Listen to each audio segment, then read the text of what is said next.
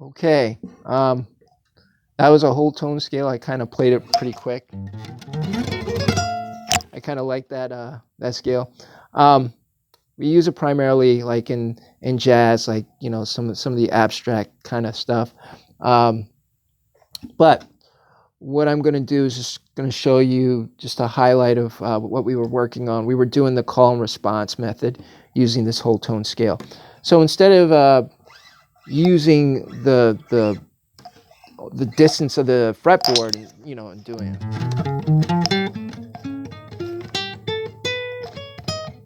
instead of doing that, we worked on blocks. We did the block method. Just look at the fretboard and look at the numbers. We're going to start, if we're starting with like the G, we're going to be working on the third fret, right? So it's going to be GA. So that's going to be your 3 and 5. And then we go on to C sharp and D sharp. So that's going to be 4 and 6 on your 5th string. And then we've got the F, and we have a G, right?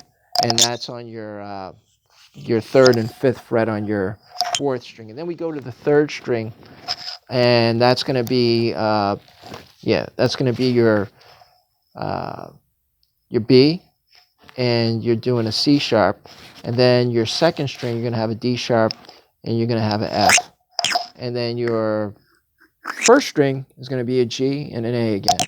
All right, so the frets that we're looking at is 3 5 4 6 3 5 4 6 4 6 3 5. All right, because the 3rd and the 2nd string are the same frets. All right, also your 5th string. So that's where it alternates. So 5th string, 3rd string, and 2nd string are going to be the same frets. All right, so there's a lot of little patterns you can use, because you can virtually use this anywhere on your guitar, this pattern, and you're still going to be in the right key. If you pay attention, if you do everything in whole steps, you use like maybe your 6th string as a guide. So from here to here is a whole step. So from 3 to 5, that would be a whole step. You're skipping a fret, makes it a whole step. So boom, boom, boom, boom, right? And you could just do the same pattern wherever you are, keeping that guide point. So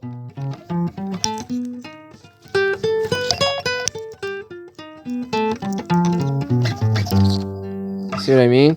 So you can be anywhere and still be. It's a really cool scale to use. Now, here's another little pattern. Instead of covering all that distance like we originally would, instead of also adding to just a block method, you could expand it a little bit. You won't end on G, but just in case, if you want to get more flexibility in your playing when you're improvising, you have 3 5, you have 4 6, you have 5 7, you have 6 8, 6 8 again, of course, and then you have 5 7. So you're going to end on the B, right? So it'll be, and then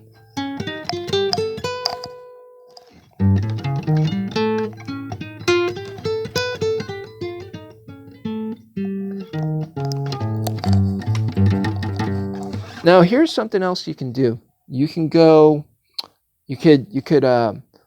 again, in the previous clip we were talking about merging everything using the neutral lingo, which would have been the pentatonic, right? You could put your pentatonic in there, just kind of give it a little feeling, but you just be careful about how you use your notes, depending on like what the background music is. Just feel it out. If you want to use that pentatonic, you can go.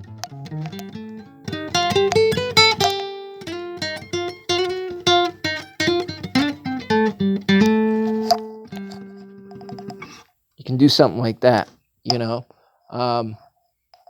again, depending on the background. You can do that.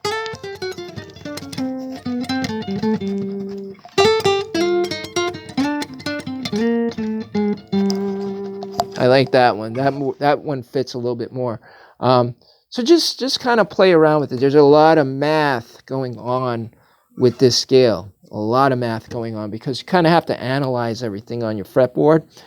get used to it. The muscles have to kind of get used to it, as far as coordination is concerned. But it's even in odd numbers. You're going to constantly be running into that.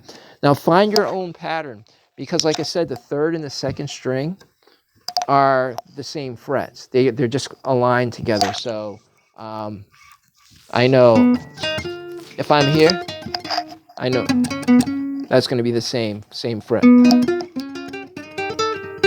right? And then I'm going to have to go. That's going to be the same, right? So you could do that with the odd numbers,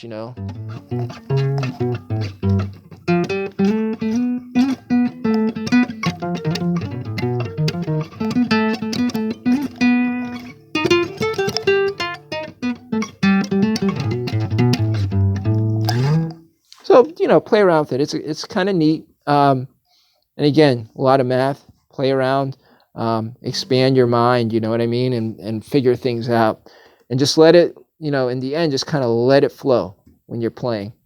Okay, and mix that pentatonic in there. Get some ideas. You're going to hear certain things, because all those notes, those weird dissonant notes, those are your tension notes in your pentatonic. All right, so play around with it and have fun. All right, thank you very much. God bless. See you guys soon.